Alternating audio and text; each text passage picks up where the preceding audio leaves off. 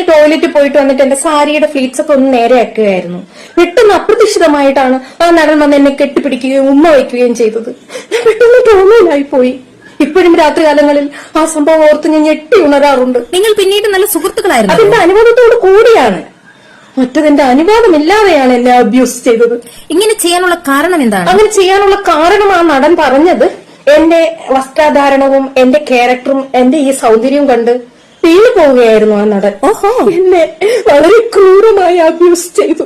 ഇത് 15 കൊല്ലം മുമ്പ് നടന്നതല്ല? 15 കൊല്ലം മുമ്പ് നടന്ന സംഭവം. ഇത് പുറത്തു പറയാൻ കാരണം? ഞാൻ എന്താണിത് പറയാൻ കാരണമെന്ന് വെച്ചാൽ ഇപ്പൊ അവൻ അത്ര തൽപര കക്ഷിയല്ല എന്നോട്. ഞാൻ വിളിച്ച ഫോണൊന്നും എടുക്കാറില്ല അവൻ. ഓഹോ, അതുകൊണ്ട് അങ്ങനെ അവനെ വിട്ടാ കൊള്ളൂലല്ലോ എന്ന് വിചാരിച്ചിട്ട് ആണ് ഞാനിപ്പോ പറയാൻ ശ്രമിക്കുന്നത്. എനിക്ക് നീതി വേണം. എന്നെ വളരെ ക്രൂരമായാണ് അബ്യൂസ് ചെയ്തത്.